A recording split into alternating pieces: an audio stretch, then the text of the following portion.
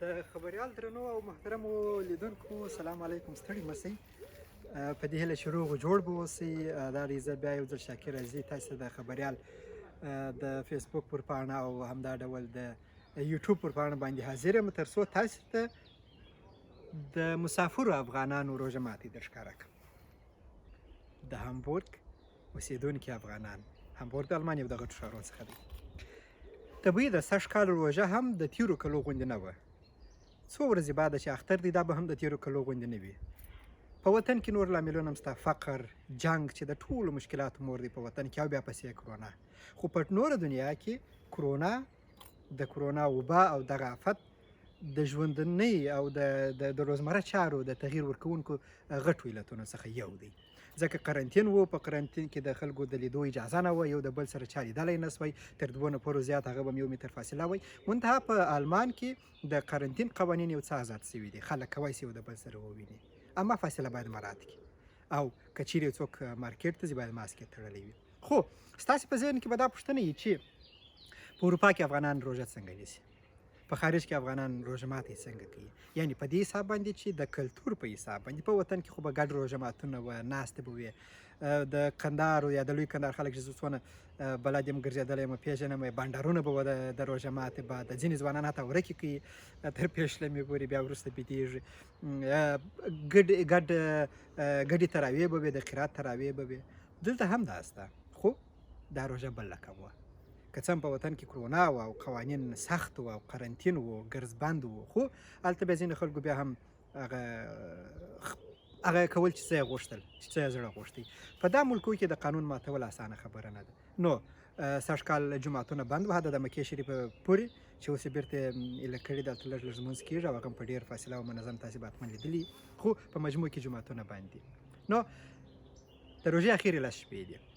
په هامبورګ کې میشتو افغانو ځوانانو او یو څه ملګرو او یو څه نورو هېوادو ځوانانو او اتباعو نن ماښام روژه ماتي تیار کړی دی. البته خپل تر مابینځ ډېر عادي. نو نن یو ښه موقع ده زموږ دپاره، موږ افغانان چې دلته مهاجر یو، طبیعي دی چې ګرد د کلتور مو د وطن څخه د ځان سره نه سوی راوړلی. د کلتور هغه برخه چې موږ د ځان سره راوړې ده، یا هغه برخه چې موږ د ځان سره راوړلی سو، یا هغه د کلتور برخه چې موږ د لې پاللی سو، هغه پالو، لږ یا ډېر، خو پالو یې. نو یو د هغو څخه دا دی چې موږ یو د بل سره وینو، په اختر کې وینو، په روژه ماتو کې وینو، او سږ کال مو روژه مات څنګه کړی دی. تاسې زموږ سره پاتې شئ. Was ist das, Diesel, Hassan? Ja, 1,6er. Und, wie fährt der nicht? Interessant. Was verbraucht er jetzt nächste Tage? Wo dahin? Da hinten? Nee, da ist Seite. Ja, okay, mach mal. Guck mal. Ich glaube, du hast recht. Das kannst du online jetzt machen. Nein, kann er nicht. Nee, ich kenne jemanden, er macht das Termin. für 80 Euro macht er das. Ja? Ja, Lass das.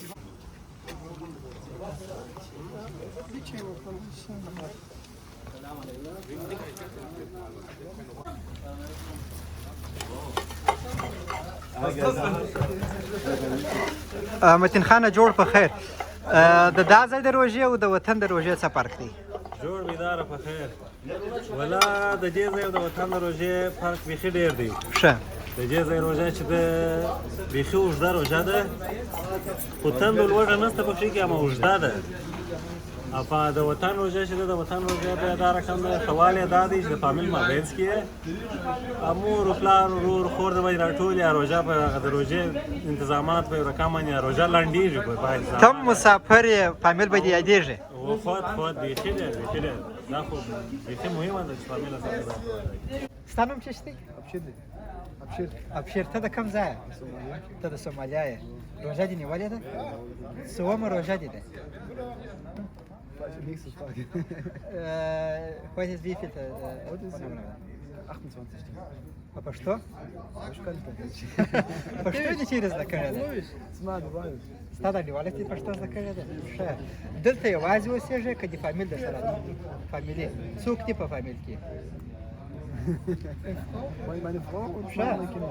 ښه اولادونه دې او خانه مې ده ته د سومالیا یې د څو کالو یې 33. د 33 کالو یې پښتو ښه خوند درکوي څونه پښتو دې زده ده څه دې سم زده دي په پښتو کې زمزمه کولی شې غزل ویلی شې غزل نه شې ویلی په څه شي پوهېږې روژه ماتي به دې پوهېږې Mal will nicht verhindern.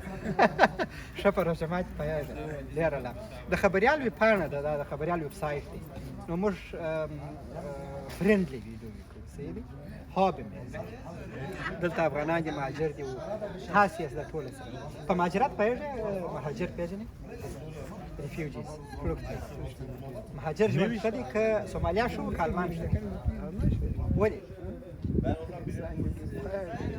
ازادي ده جنګ نشته ښه روژه ماته ډېره مننه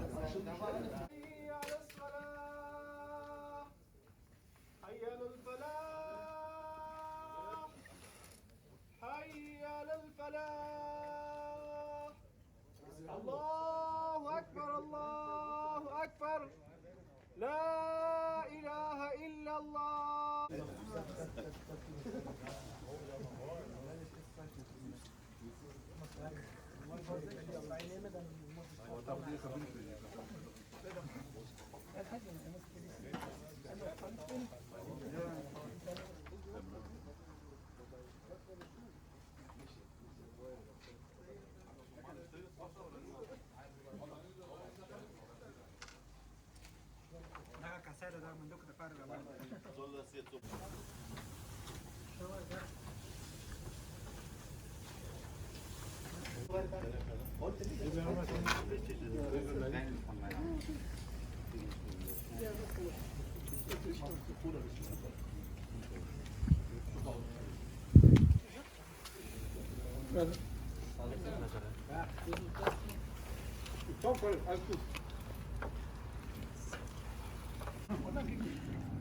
د کندهار روژه ماتي ښه خوند کوي که د دا د کندهار روژه ماتي جلا وه بیخي ښه خوند کوي د ډېر شکر سرتستان کندهار بیخي ښه خوند کوي ته د کوم ځای زه د کونړ یم. ته د کونړ یې د کونړ د کوم ځای د روژه کونړ مرکز مطلب اسداباد.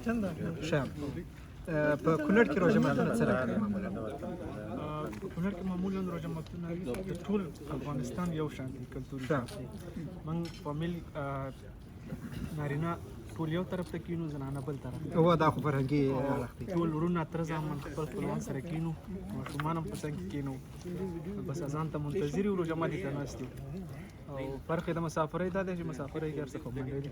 ښه نن د اذان دیول ما در مخه ستاسې اذان ولیدې اذان دې مه کوئ ملا چابک څه اذان وکړه د یار لوېدلې سترګې زړه سوی کوي نو دغه متین خان ما د خوله ترخه سوې ده او بل خبره دا ده ته خو هم دا ډېر ورځې کېږي مسافر یې شپږ کاله مې شپږ کاله دې کېږي مسافر یې شپږ کاله کېږي نه یې مسافر د پیغام یا د مسافرو پیغام ستا ویډیو به خامخا په وطن کې خلک ویني دوستان به دې ویني اختر هم دی وروسته نو دا کېدای شي ښه چانس چې د اختر او د روژې ټوله یو پیغام بس زما مسافرو ته دا پیغام دی چې په خپله مسافرۍ او په دې روژه کې او په دې سختو ورځو کې خپل فامیل مه هېروئ او د خپل فامیل سره پوره همکاري وکړئ چې څومره کولی شئ ځکه هغې زموږ او ستاسو د همکارۍ محتاج دي.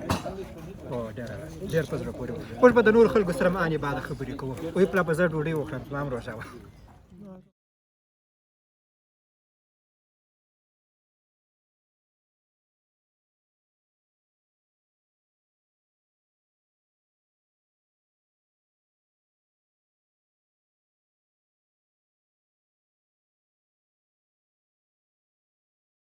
زما نوم هیلال الدین اچکزی دی کندهار ولایت یم او درې کاله مې کېږي تقریبا چې راغلی یم المان امبورګ ښار ډېره ښه هلال جانه د دغه ډول راټولېدو ما نن ولیدلې ته ورته خوشحاله وې چې دا دوستان راټول شي زه خپله ورته خوشحاله یم ځکه دلیل ازماست دی ولې ښه خوند کوي ته چې څو دوستان سره راټولېږي فرق یې چې شته د وطن سره او د دا ځای ده په دا خاطر فرق یې دا دی چې د وطن سره تقریبا هلته زموږ په وطن کې خو تقریبا هره ورځ د امکانات برابر دي هر دار روژه مات بعد ټوله یاران سره راټولېږي بردار سره کوي مجلس سره کوي او دلته په المان کې تقریبا دا امکانات نشته چې هره ورځ څوک سره کښېني چې ډېر امکانات یا په میاشت کې یو وار یا په هفته کې نو بس ډېر یاران ډېر ته خوشحاله وي داسې پروګرامونو ته روژه ماتي ته دې باز دې دا شفیق جان شکالي مو سره اغوستي دي شفیق جان جوړ په خیر ته نه کړې دې سره دا راغ به دې شراسه دوستان به دې وویني تاسو عمر کېږي په امان کې ما وکاله کېږي وکاله څو ورته کندهار ته په دا وکاله درې واري د اروپا د کنداریانو او د کندهار د کنداریانو د ژوند فرق په څه شي د دې دوه ترمنځ فرق یوازې د سیستم سره دی چې هغه هلته ټکنالوژي دومره نشته او دلته یو ټکنالوژي موجوده چې د هغه ټکنالوژي په مطابق د دې ځای ځوانان پرمختګ لري نسبتا د هغو ځوانانو یعنې دلته امکانات ډېر دي ټولو غواړو په مجموع کې او بیا امکانات هم نسبت هغه ځای ته ډېر دي اوس که څوک داسې پوښتنه درته وکړي چې د دا ځای ښه ژوند دی که د هغه ځای زما په خپل فکر سره ځکه زه هلته لوی سوی یم خو خپل وطن ګلزار وطن دی ډېر ښه خوند کوي نسبت ما ته خپل وطن ښه خوند کوي ژوند خپل وطن خپل وطن ګل وطن ښه خپل وطن کې د خدای سوله راولي ډېره مننه ستاسو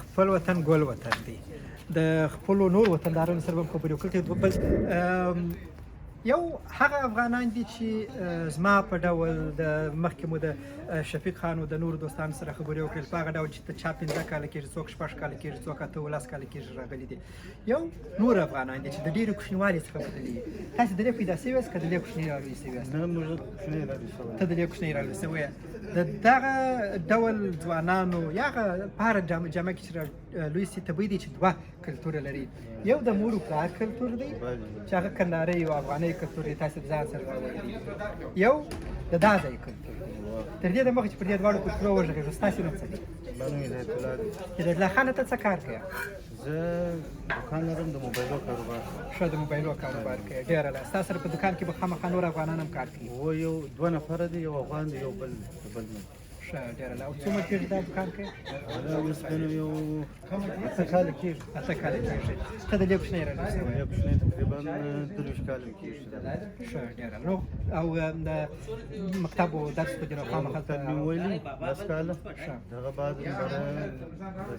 اوس بلډونګ وکړي برین خپل شخصي کاروبار شروع ډېر ښه اوس بلډونګ په آلمان کې یا مسلکي زده کړې تقریبا د پوهنتون معادل دي چې د مکتب وروسته یو هر هغه چا چې مکتب ویلي دوه چانسه دوه آپشن یا دوه لارې لري یا پوهنتون ته ځي یا به اوس بلډونګ کوي اوس بلډونګ 3 کاله دی په یو مشخصه رشته کې تحصیل کوي او بیا هغه ته کار کوي چې هم کار دی هم تحصیل دی د دواړو یو ځای ښه کندهار ته تللی افغانستان ته ځې کندهار ته خو زه هر کال ځم کم از کم یو وارې ځم دا تېر څو کاله کېږي چې ګس 2 وارې لاړم د کندهار او د افغانستان په کلتور کې څه شی دا شی شته چې دلته نشته ستا خوښ دی د کندهار ورېخونو ښه میلې دي د ځوانان راټولېږي د باندې وځي جګونه رااخلي په میلو وځي او ښه بنډارونه یې د لیخونو چې دی د لیون شته خو د دا ځای سیستم یا جلا دی لکه دا نن چې نو بس په میاشت کې وخت برابر شوی یا په 2 وختو د ورېخونو روزانه د لیخونو کار دی ګرده خلک ترمینونه لري خلک ساعت ته ګوري وخت نه ګوري څو بجې دي دا نه ګوري چې اوس ماښام دی یا مازدیګر دی نه نو دوبي که ژمی بس ساعت د وخت پامان دي ښه دا دې خوښ دی بل دغه اکثره وایي چې افغانان په افغانستان کې داسې ویل کېږي چې افغانان چې په اروپا کې د هغو فرهنګ او کلتور یاد کړی دی یا یې ژبه نه ده زده خو ډېره ښه پښتو زده انسانانو باندې اړه لري نه څوک چې د خپلې ژبې او خپل وطن محبت لري هغه چې هر ځای یې هغه بیا نه هېرېږي نه نو څوک چې بیا انسانان په فرق ده نه په کور کې مثال چې مور پلار پښتو وایي په کور کې خپله ژبه وایي د هغو بیا نه هېرېږي او بیا چې څوک په کور کې هم الماني ژبه وایي د باندې هم د افغانانو سره نه ګرځي نو خامخا هغه باره څه د لارې څه وځي دا یوه عجبه ښه نکتې ته اشاره وکړله هغه دا چې هغه میندې او پلرونه چې په اروپا کې دي یا په امریکا کې دي یا د نړۍ په هر کونج کې بې له خپل وطنه که غواړي چې د اولادو یې خپله ژبه زده شي باید په کور کې خپل مورنۍ ژبه ورسره وویل شي د باندې خو هسې هم کوچنیان هغه ژبه زده کوي په هره ټولنه کې چې حتی هغه د افغانستان هغه د ځینو پښتنو منطقو که د مشرقي که د لوی پکتیا یا د لوی کندهار د هر ځای چې که په کابل کې اولادونه پیدا شي د هغو ډېره ښه دریځ دی مګر پښتو یې هم زده دا په دې چې په جامع کې زده کوي نو ښه دا دی چې خپله ژبه وانه کور کې اوس موږ اجازه نه لرو چې الماني ژبه ووایو. ښه ډېره مثال یې وارې وارې مقام نه الماني راسه وویل څه ور پلار خوش راته وایي. هېڅ پښتو ولې نه وایي. نو په دې خاطر غټ ارمان دی چې د کندهار په اړه غټ ارمان د کندهار په اړه دا دی چې اول خو چې خدای پاک د جنګ ختم کړي د خیر سره خدای په دا موږ پښتانه په خپل نفس کې سره په اتفاق شو او نو بره کندهار چې دی په دنیا کې ښایسته ښار دی ښه خوند کوي چې ښه کاروبار شروع شي خلک ډېر خوابدي دي سره نه که تاسې ته خدای پاک ښه سرمایه درکړي په کندهار کې انویسټمنټ کوئ هلته سرمایه ګزاري سل په سل کې اوس هم کړی دی او انشاءالله پاینده کې مو ورته نه کوي یعنې دا ډېره مهمه ده. او سل نو خلک خپله انویسټ کوي چې څه امن راشي او نو بره دا ځای خلک چې دي چې که څه هم ډېر وخت یې ورې نه دي تېر کړي یا نه دي ورغلي بیا هم په زړه کې دا ارمان لري چې یو وخت خپل وطن په امن شي او ورشي ورې دا مخاط چې یادېږي خپل ملک خپل وطن. ډېره زیاته مننه تاسو ته ښه روژه. ډېر درنو دوستانو دا جلا خبرې مو اورېدلې په اخر کې مو ډېرې ښې خبرې واورېدلې. زموږ د نن ورځې د روژه مات دا کوچنک ویډیو د غومره ویډیو به یاد کړو رپورتاژ به نه یاد کړو ځکه ځینې نورې برخې وې چې هغه باید پکښې کې کور شوي وای په دې کې هغه نه ستا ژورنالستیکي اړخ دا مخکې ما وویل اوس بیا وایم دا ویډیو چې موږ تاسې د همغورګ څخه جوړه کړله خدای دې وکړي ستاسې د خوښې وړ ګرځېدلې وي په المان کې افغانان او دلته موږ روژه مات څنګه کوو طبیعي دی په کورو کې څوک پر کوچ کښېني او څوک پر سرخانونه هواروي خو دلته چې جلا ځایو څخه خلک راغلي وو او دا یو غټ چانس زموږ دپاره چې دلته سره ووینو نو پر میزو باندې ډوډۍ وخوړل سول خو دا هم یو ښه شی و د لیدو د ملګرو د لیدو دا اول فرصې دپاره تاسې ښه روژه ولرئ ډېره مننه.